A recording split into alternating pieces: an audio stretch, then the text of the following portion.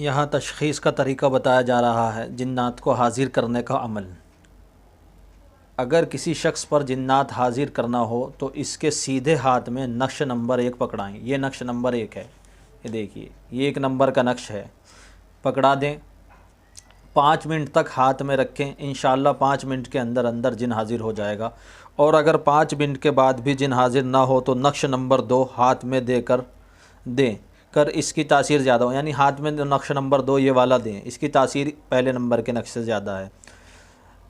بعض مرتبہ ایسا ہوتا ہے کہ دوسرے نمبر کا نقش بھی ہاتھ میں دینے سے جنات حاضر نہیں ہوتا، لیکن مریض پر لرزہ اور کپکپی طاری ہو جاتی ہے، تو سمجھ جانا چاہیے کہ جو ہے اس پر جن کا اثر ہے۔ اگر اس کو وہ کانپنے لگے، دانت بجنے لگے یا جھنجھنانے لگے، یا پھر اس کا جسم گرم پڑ جائے یا ٹھنڈا پڑ جائے، اس طرح کی علامات یعنی معمول سے ہٹ کر اس کے جسم پر ظاہر ہو جائیں، تو پھر جو ہے اس کی ایک علامت ہوتی ہے کہ اس کے اوپر جن ہے۔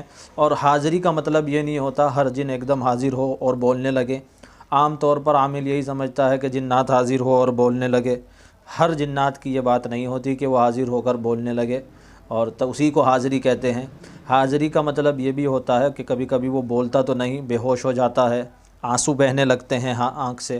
جب آپ یہ نقش ہاتھ میں پکڑائیں گے اور وہ مٹھی بند کرے گا اور سیدھا ہاتھ اس کا کرا دیجئے، تو پھر وہ ایسا ہوگا کہ اس کو جو ہے آنسو بہنے شروع ہو جائیں گے، یا پھر صرف ہنستا رہے گا، آپ سے کچھ بات چیت نہیں کرے گا، یا پھر وہ روتا ہی رہے گا، کچھ بات نہیں کرے گا، یا لرزہ کپکپی طاری ہونے لگے گی، یا ایسا لگے گا جیسے بخار چڑھ رہا ہو۔ تو یہ سب علامتیں جو ہوتی ہیں وہ جو اس کی جنات کی حاضری کی ہوتی ہیں۔ یہ پہلے نمبر کا نقش ہے اور یہ دوسرے نمبر کا نقش ہے، اس کی چالیں ہم نے یہاں ذکر کی ہیں۔ آگے اور بھی تشخیص کے طریقے ہیں۔